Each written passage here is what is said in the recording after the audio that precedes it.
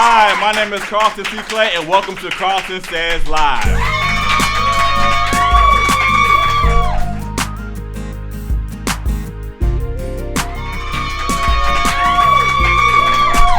All right, another big night here. KARLTON SAYS Live. We're so excited to have not just 2 guest co-hosts, we have 3 tonight. So yes, we're moving on up. All right. Our first co-host, she is the co-ambassador of Black Girls Run Augusta, Miss Amber Franklin.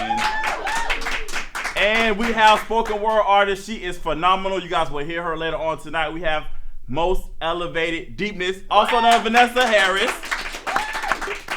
And he is an actor here in the Augusta area. He's doing big things. He's also going to be on The Lion's Den season 7. That's right. Mr. Donald Harris. Thank y'all so much for joining us tonight. Thank you. Yes. All right, we're going to go ahead and jump on into this, guys. Yes, let's do this. All right, so Super Bowl Sunday. Very interesting. How many were disappointed as far as the outcome? Oh, I was definitely disappointed. I wanted South Carolina to come through. I wanted them to come through. Really? Yeah, I did. Yeah, don't do that.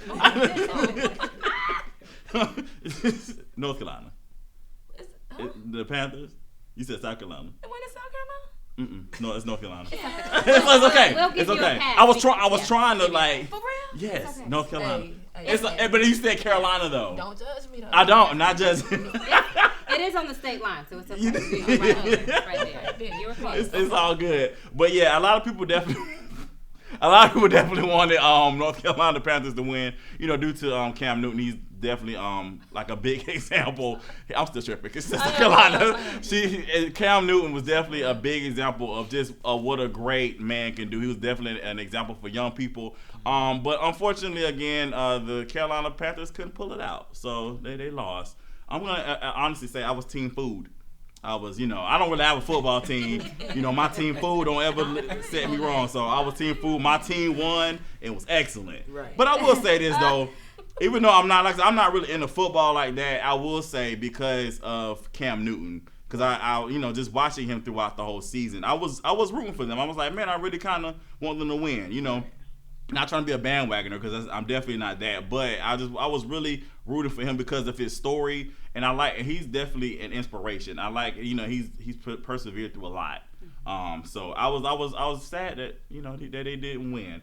But there are a lot of people coming for Mr. Cam Newton because during the press conference he did decide to walk out. It was some things happening in the press conference, and he just decided to get up and leave. And he's receiving a lot of flack for that, saying that he's a sore loser, it's poor sportsmanship, and everything like that. So what do you guys think about what is being said about Cam Newton as far as walking out on the press conference? So, I mean, I think just, of course, seeing all the press and the media, what he said is that the reason why he may have walked out is because he heard the other players, the Denver players in the background. And from what I understand, this is the first time that the NFL has actually set up the winning team and the losing team together back to back. So, you're sitting in a press conference and you just lost the biggest game of your life. Right. And you're hearing the opposing team, say, hey, this is what we did and we did it to him, and it's like, you're sitting there, so, you just feel bad. And it's like, you know what? I'm out of here. Right. So, he's still young. I think we need to remember that. And he was answering questions. It's just at that point, he was hearing that in the background. He got up and left. Yeah. I think it was a real moment, because anyone could have, responded the same way. But again, with the media, it's all about what they present. What they aren't showing is the fact that he did greet Peyton Manning afterwards, and and Peyton Manning even responded and stated that he was nothing but kind to him following that. So again, I think the media plays a big part in what is put out there, because of course we tend to focus on the negative. But he did the good part about it is that he did show good sportsmanship following that. So. Yeah.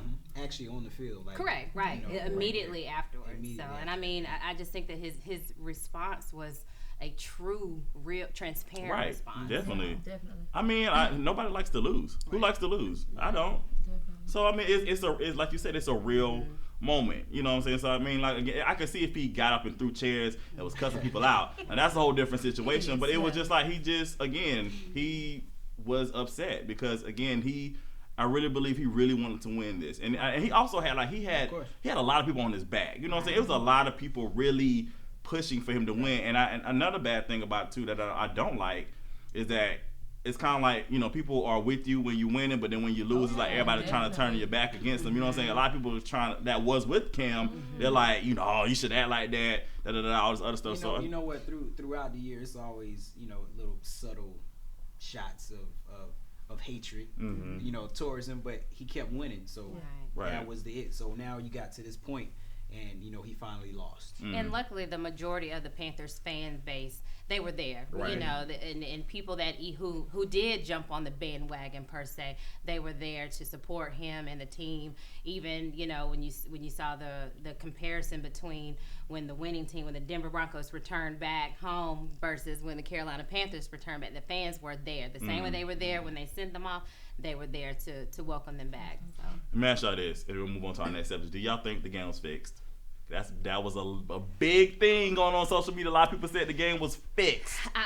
I honestly am not really a diehard sports fan, and watching that, I can say that game was very stressful. I did sit there and watch it, and I was like, this is why I don't watch sports, because this is very, very stressful. But as far as it being fixed, I mean, I think both quarterbacks had a lot on the line. I mean, Peyton Manning had, you know, he was one of, as far as his age, you know, meeting those stats, one of the oldest quarterbacks for the Super Bowl, and then as well as what was it? I think it was a stat that he was getting rid of. 199, he was up 200, something like that, along those lines. Right. Yeah.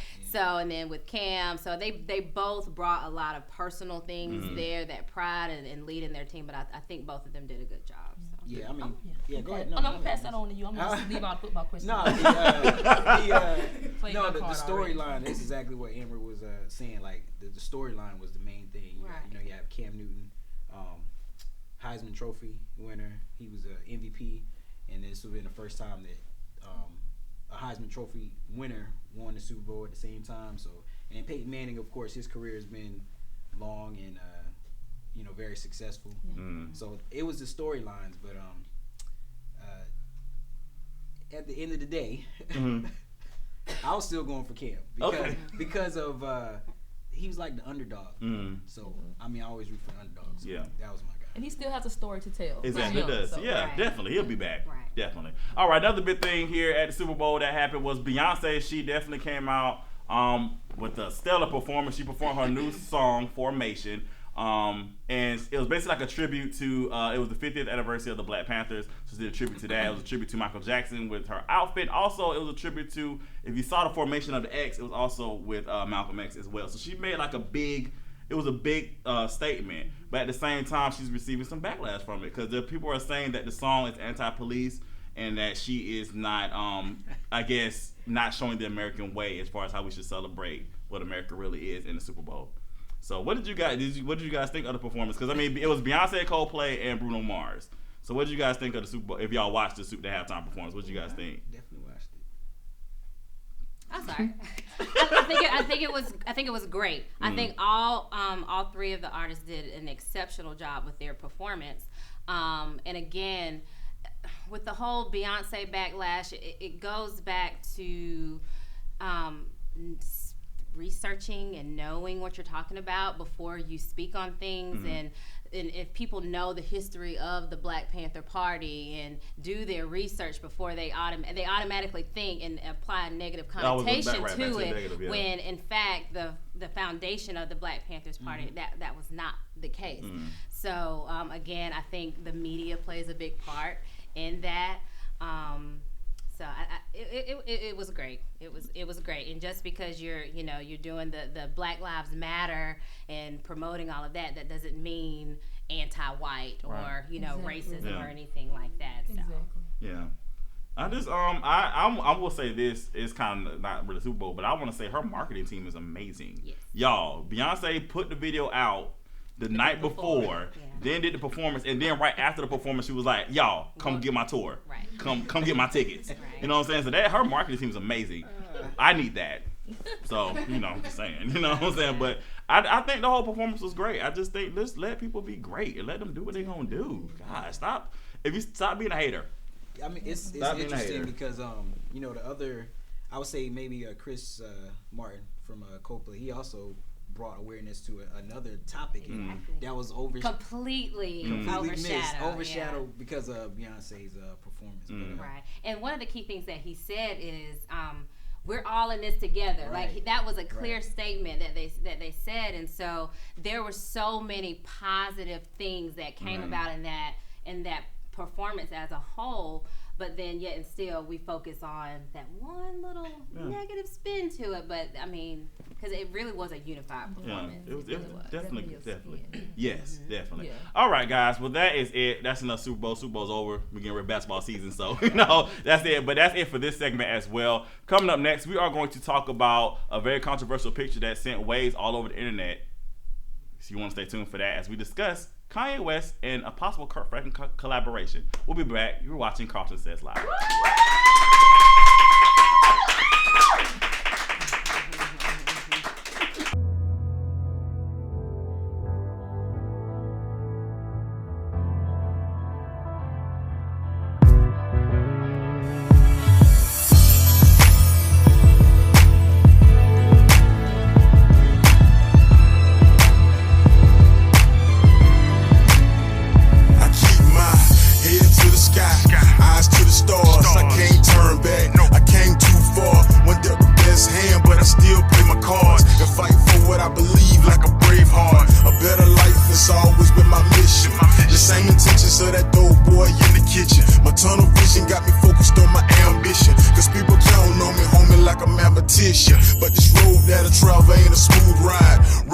Setbacks, plenty hard times, but my drive keep me standing tall through the grind. So when that storm come, I smile at them gray skies.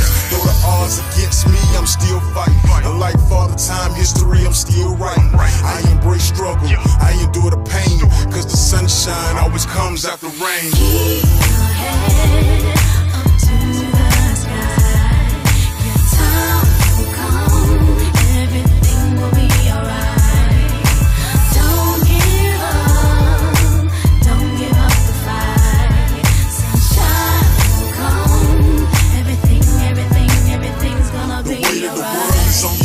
Standing tall like a soldier, the pressure is so heavy, it's forcing you to be stronger. Life is crazy and sometimes bipolar. Way more highs and lows than your favorite roller coaster. And getting through it sometimes can be hell, especially when you're down and no one really cares. Bills piling up, your paper trail will still. You down bad, got you singing blues like Adele, but don't stop, keep pushing. You ain't by yourself, cause God is always looking. The fact that you're still here is only proof in the pudding. Always keep that faith in that recipe that you cooking. And it's easier said than done, but you can shine bright just like the morning sun. I embrace the struggle, I endure the pain, cause the sunshine always comes after rain. Keep your head up to the sky. Your time will come, everything will be alright. Don't give up the fight. Sunshine will come, everything's gonna be alright.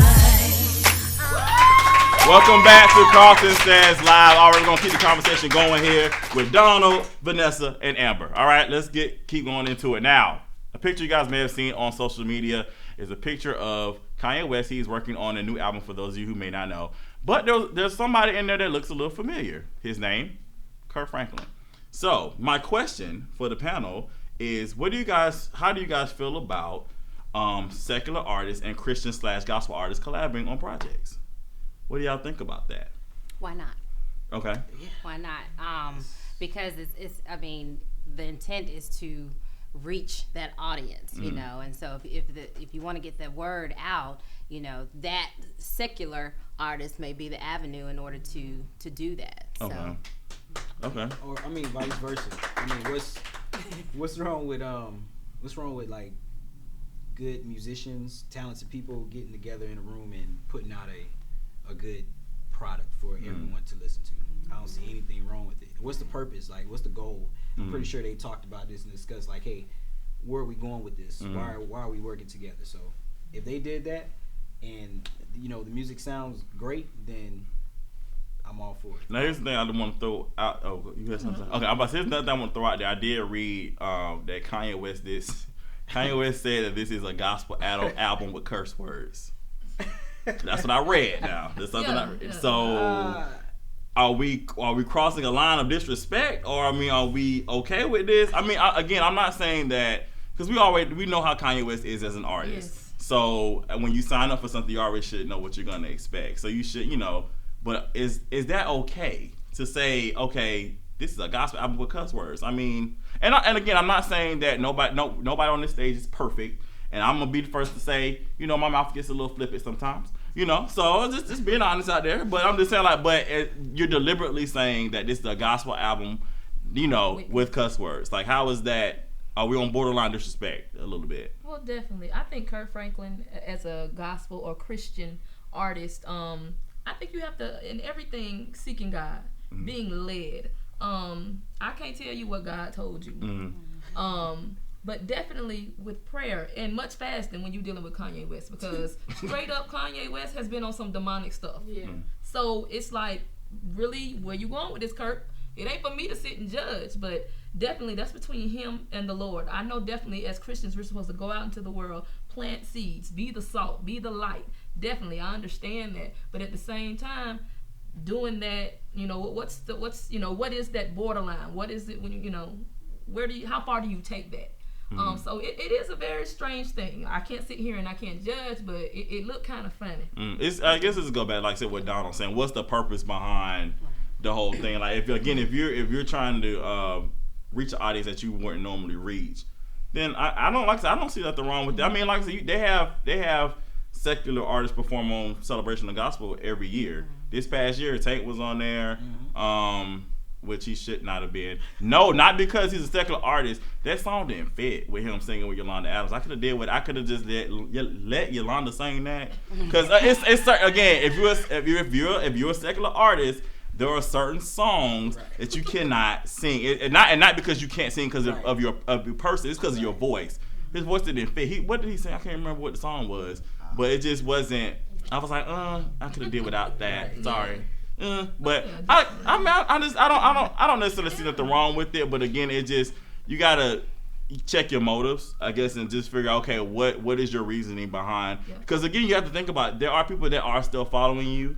There are people that you might even lead astray because of the decisions that you make. But again, on the plus side, there are people that you could reach because of the decisions that you make. So, like you said, I agree with you, Vanessa. Just pray and definitely fast about that decision, because Kanye West, you just don't know what you're gonna get on any given day. One day he your friend, and next day he cussing you out on Twitter and going in and all that great stuff. But at the same time, Kirk Franklin, I mean, he's also received backlash as far as being extreme, in the gospel realm as well. I mean, and he's been transparent about some of the actions that he has done, the sins that he has committed. So what makes him better just because he's a classified gospel artist compared to Kanye West or any other secular artist? So it's all about just because you're in one category doesn't mean that the Lord can't speak to you. That's true. So I think what makes Kirk Franklin relatable is because he is so honest and so real about things that he's been through, things that he is going through. So I think that's what makes him. I think that's why people are appealing. I guess want to work with Kirk Franklin. So. Again, me personally, I don't see nothing wrong with it. Am I a Kanye West fan? No, absolutely not. I like old Kanye. I can deal with the Graduation and all the other stuff. First 3 albums of Kanye West, I'm cool with. The fourth one, maybe after 808s and Heartbreaks, I was just like, I'm not really a fan. I mean, even Kirk Franklin. I mean, Kanye is definitely he's an innovator. He pushes things, but I mean, if you think back. I mean, back in the day, like Kirk Franklin, he was that guy. Yeah. He was that guy, because when I first heard his song, I was like, "Is this what kind of song?" Let me tell you, my old church won't let us perform Kirk Franklin songs. Well, not perform, but sing Kirk Franklin songs. Like Stump when Stump came out. Right. Oh no, that was a rap. You couldn't sing that. Distinguish, like, was that I don't know. I don't know. When you lifting up the name of Jesus and you got a beat with it, it's very easy for me to distinguish sin from holiness. So Kanye West, I definitely can see a difference between Kanye West and Kurt Franklin. It's just like, I can't look at them like, oh, both of them are artists and they're both creative and they're awesome. That's beautiful. That's nice. But I definitely see a distinct difference between Kurt Franklin and Kanye West. So the message that you're portraying, the lifestyle that you're trying to portray to change lives, transform people for God's glory, it's a distinct difference. So just throw this question out there: what do you guys think about as far as gospel artists taking secular songs and putting a gospel twist to it? For example, with Drake's Hotline Bling. I don't know if you guys have seen the YouTube clips and things like that, how they remixed it and now they're using those type songs, in the church. So what are your thoughts on that? Well, I mean, it's all about the words that are coming out of your mouth. The beat belongs to God. The music belongs to God. God created all of that. The beat, the music, this, that, and the third. But the words that you're choosing to follow all of that, that's what makes the difference. Is it edifying? Is it giving God glory? Then if it is, it belongs to him. And if you want to put, if you want to add sinful things to what God created, then that's you on that end. But if you want to take what God gave, which is music, he created that, and put things to glorify him, then that's a beautiful thing. It doesn't matter. I mean, that's just my personal opinion. Kanye, he, of course, he put out a song called Jesus Walks, but listen to that song. I mean, I think it's up to you to pull what message you want to pull out of things. You hear a song that may inspire you, that may lead you somewhere, and I think that's what it is. Music is music. I mean, it's your understanding.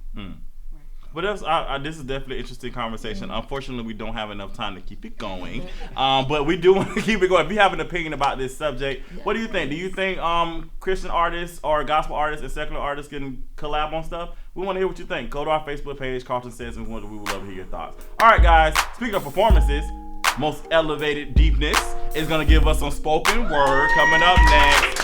You are watching KARLTON SAYS Live. Today? I don't know. Be creative. All right.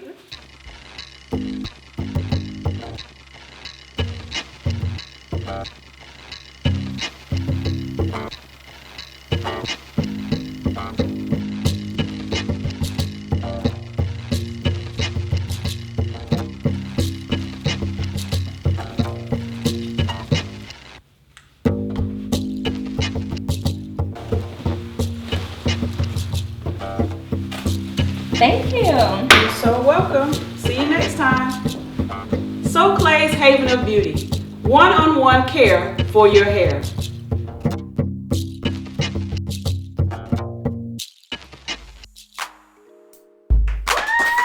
Welcome back to KARLTON SAYS Live. All right, guys, you guys are in for a big treat. Most Elevated Deepness is about to give us some spoken word. You ready? I am ready. Awesome. All right. Here she is, Most Elevated Deepness. Snap it up, snap it up. Somewhere in the desert, in the still of the night, there's a U.S. soldier, and that's all she wanted to be. Well, don't you cry no tears. She don't need your sympathy. She's a U.S. soldier, and that's all she wanted to be. What gives us the right to serve?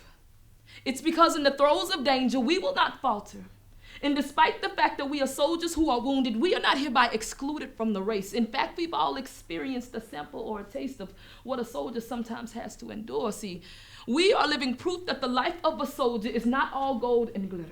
It comes with the price that can be cold and bitter are my memories of that day. See, no one could have told me it would have ended up that way. One bomb fell, then two, with a shriek and a force so hideous it was as if time itself stood still as I witnessed the innocent blood that was spilled from the enemy fire we were receiving.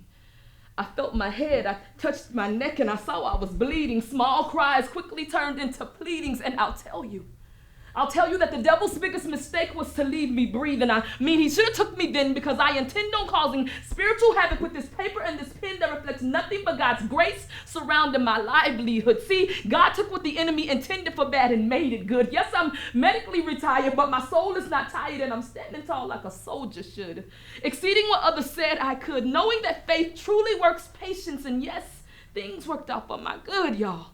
And yes, I'm still a soldier. I don't mind a little front, back, goal. And you better believe I know what makes the green grass grow. It's blood, blood, bright red blood. Please note that the freedoms you enjoy today are only because someone shed their blood. So don't you cry me no tears. I don't need your sympathy. I'm a U.S. soldier. And that's all I wanted to be. All right. Yes. Give us some more snaps, most elevated deepness. Yes. Awesome.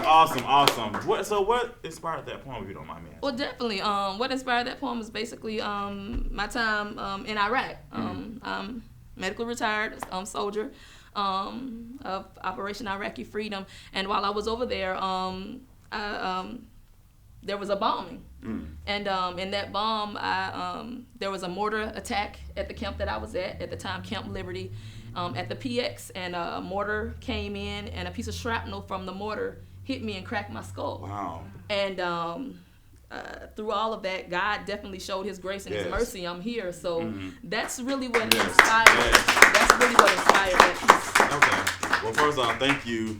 Thank you so much, and thank you for your service, and we just thank you for being here. All right, y'all. We got more KARLTON Says Live. We have the pioneers of arts here in the CSRA. I'm talking about Mr. Tyrone and Mrs. Judith Butler. They are coming up next. You're watching KARLTON Says Live. Baby, hold me close. I need to feel your touch. Pull me in and don't let go. Don't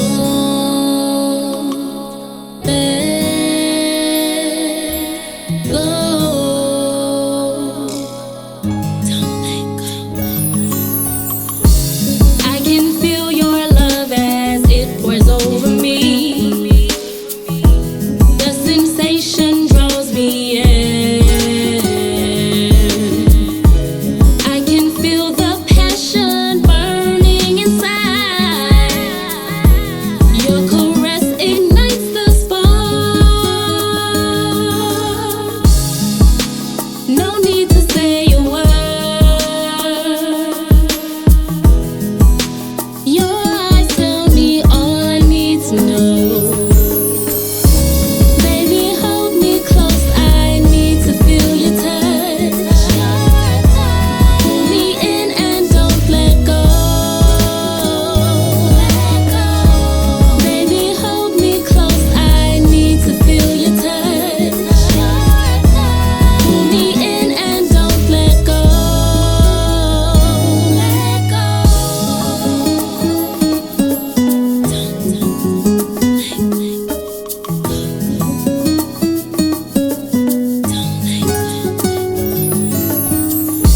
Unlock my inhibitions. You have got the key. Release me. Welcome back to KARLTON Says Live. It is my privilege and honor to have the pioneers of the arts here in the CSRA. They are the founders of the Augusta Mini Theater. I'm here with Mr. Tyrone and Mrs. Judith Butler. Thank y'all so much for joining me today. I really appreciate it. Y'all, I don't know if y'all know this already, but you guys are the pioneers, and I need y'all to be recognized for that. I'm serious, because a lot of people have come through the Augusta Mini Theater, and there are people like myself who didn't come through the Augusta Mini Theater, but I know you guys, and you guys have a big influence on the arts here in the CSR, so you guys should be applauded for the great work that you guys are doing. So, all right, so you guys have a play coming up this weekend. Tell us about it, and what's the name of it, and just tell us a little bit about the play. Well, the play is entitled The Me I Like, and it's a play that's really encouraging young people to love the skin that you're in. Accept yourself for who you are. It borders on, we have a lot of bullying now, pushing people to their limits. So it's really just a play we think that's for everybody. We think parents need to bring their children, so we'll open discussion. We think teachers need to come so they can talk to students. It's just a play that everybody needs to see. It's a family play. Awesome. And when can we see this? I know again it's this weekend, but like what times and where can they come see the play? February 20th and 21st at 3 p.m. at the Augusta Mini Theater, and we're at 2548 Deansbridge Road. Okay, and the price is? The price for tickets $15 adults. Okay. $10 students, and for youth groups of 10 or more, tickets are $8.50 for students and the chaperones. And our senior citizen tickets are also $8.50. Okay, and you guys done this play in January, correct? Y'all did it before, or is this a new play? Right, we did it back in January. In January, so we how was staging it for Black History Month. Okay, how was the reception to the play? We had a good turnout for Good. January. We did. Good. Mr. Butler, you quiet over there, sir? Well, I want to ask you this. Like I said, you've been doing this for a long time, and you see some playwrights come and go here in Augusta. But my question for you is, what can we do to strengthen the arts here in Augusta? Because I'm sure you see it. Like there are a lot of what I like to call crabs in the barrel, where pretty much people are trying to come up and we're so quick to pull them down. But how can we strengthen the arts here in the CSR? What's your opinion on that? Well, I think first of all we have to go back to my era. My era back in 1975. We didn't have a talk show like this. We didn't have anywhere to go in terms of training. You had a lot of people back in 1975 just didn't like who they were in terms of African Americans in particular. So when you look at from where we were back then and to where we are now, as the Mini Theater sits on Deansbridge Road in an area that was terrible looking before, we were fortunate enough to get support to go over and build what we have. Mm-hmm. So in one sense, from my position, we've done quite well. I think the arts have improved greatly, especially participation of African Americans and low to moderate low income. Before we came in, no one was talking about making arts affordable. And we were criticized on one occasion by the Georgia Council for the Arts when they saw that we had all these young people that were participating, and we were dealing with social issues, and then they stopped funding us because they said, you are more of a social service agency than an arts agency. So we said, yeah, we're using the arts to deal with social issues, but they didn't like that. But now if you look around, now that the arts money across the country has dried up, so what is happening now? Now your major arts groups are dealing with social issues, and they're going into inner city schools. And it sounds like it's for the first time that has been happening, but we've been doing it for 40 years, but we're not getting the credit for that, nor the funding for that.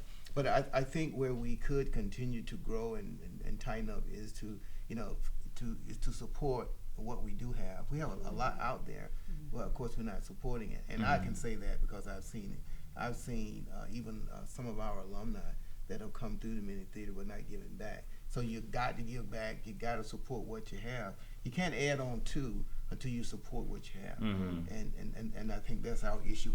Every day someone comes to me, well, I want to do this. I've written this play. Well, we got a play coming on in February. Would you? Well, I don't know if I'd be able to make that, but I want to be a playwright. And I go like, how you want to be a playwright and you don't want to come see a play? Right. So you got to support what you have. I think that's how we get there. Right. Okay. Awesome. Well, thank y'all so much. Again, can you tell everybody where they can come see the play this weekend? Again, it's February 20th and 21st, 3 p.m., Augusta Mini Theater, and that's 2548 Deansbridge Road. They can go online and purchase tickets or give us a call, 706-722-0598. Awesome. Well, thank y'all so much for being here with us tonight. Again, you guys should be applauded for all the great things you guys are doing in the community. Thank y'all so much. Y'all go see this play. It's something for the whole entire family. All right, y'all. We have another selection from Most Elevated Deepness coming up next. You're watching KARLTON Says Live. Just one. Just one.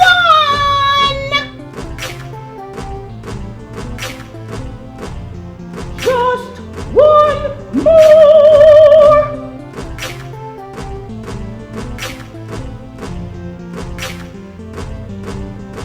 Just one more. Just one more. Just One More Little Minute, a children's book by Carlton G. Morris. For more information, email cgmorrisbooks@gmail.com. Get your copy today. All right. We are back with Most Elevated Deepness, and we are excited. She's going to bring us another dynamic piece. So what's the name of this piece? This piece is called Beloved. Beloved. Yes, and I just hope it can touch everybody. Wonderful. We're excited. Take it away. And I heard his voice say, Beloved, I know you. I formed you from the dust. I've given you my word, and you still lack trust. Haven't you heard? I moved through the eyes of my word. Your spoken words, no longer words, but seeds. And out of the abundance of your heart, your mouth speaks. So, baby, let me in.